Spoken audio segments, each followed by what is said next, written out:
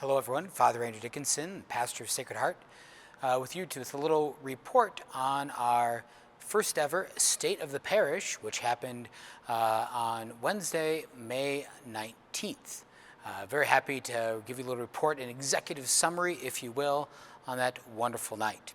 Thank you so much. We had around 60 or so people who gathered that night for that almost 3 hours of prayer and conversation about the role and the place of Sacred Heart Parish in God's mission and in the community of Aberdeen, and how we're using the things we have, and are we using the things that we have as good stewards.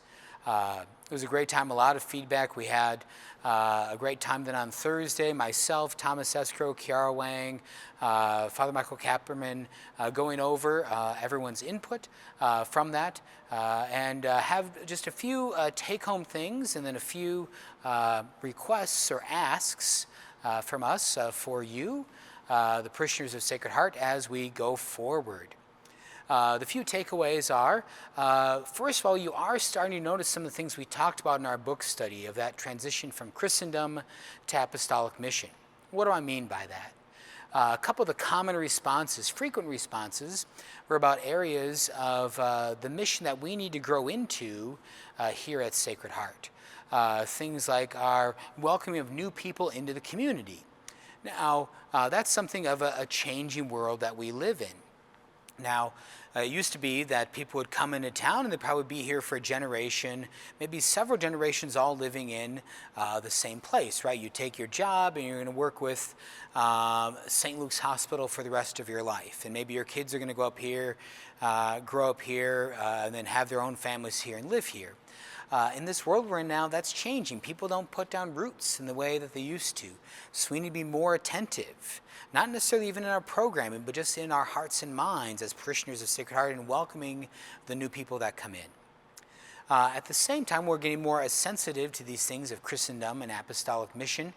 We're still needing to grow in that way. One of the challenges I saw in the response of our 60 people who gathered is that no one could identify anything we're doing that doesn't help apostolic mission. I'm sure there's got to be some things we're doing in some way that doesn't help apostolic mission. And so maybe we need to be stretched in our imagination, stretched in our ability to see things a little more clearly in this way of how we need to be better taking up our own share of the apostolic mission of Jesus in our day and time. One thing that was abundantly clear in almost every group's responses at the State of the Parish was a desire for more community. This tells us a couple things. Number one, it tells us that maybe the ways we're living community right now aren't satisfying us. Not necessarily even just in the Catholic sense of community, but just our larger societal living of community. And that's probably a pretty common thing across the board, I'd say, not just for Catholics, but for everyone.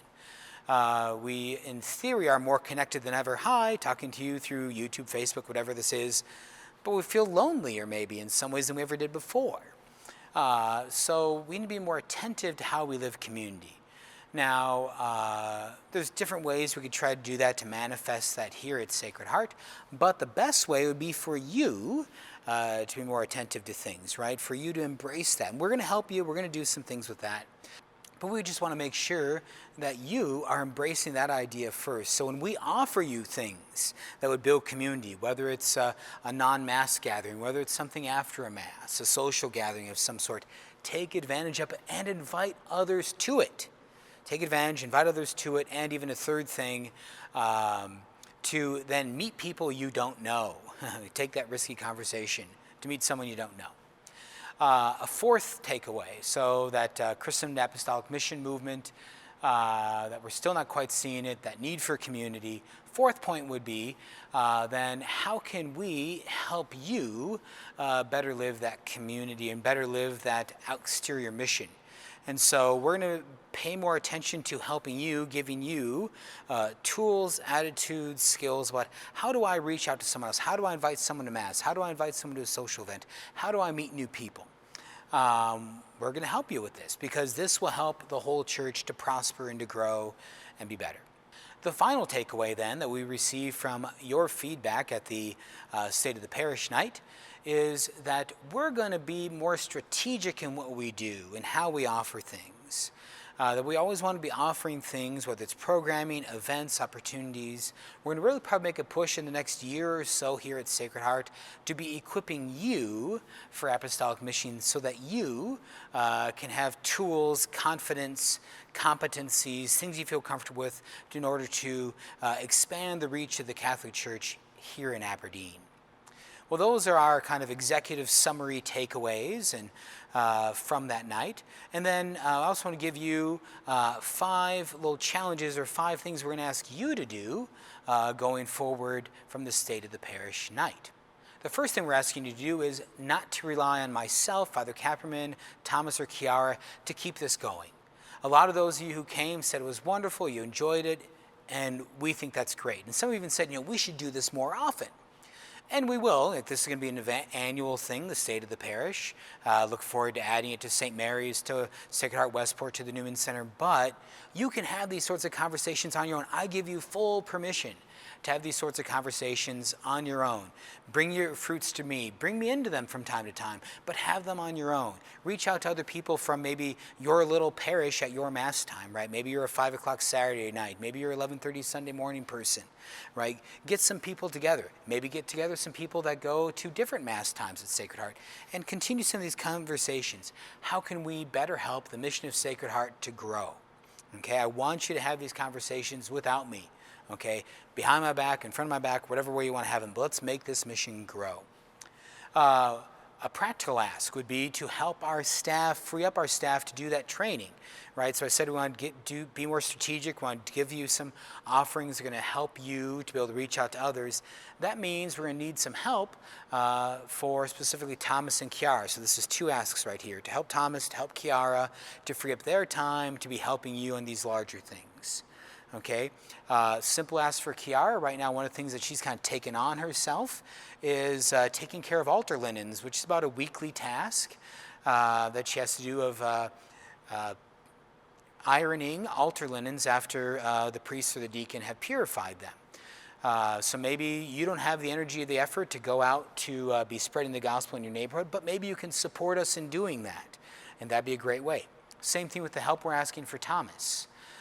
With Thomas and his role with the parish, we'd love for him to get some help of doing some graphics design work and some of our social media stuff. If we have parishioners who have an interest and talent in this way, that would free up hours in Thomas's week that he could use with investing in our parishioners to help them build up this sort of mission mindset, if you will, that we want to have in this time of apostolic mission. So those are 3 of the 5 things we're asking you to do.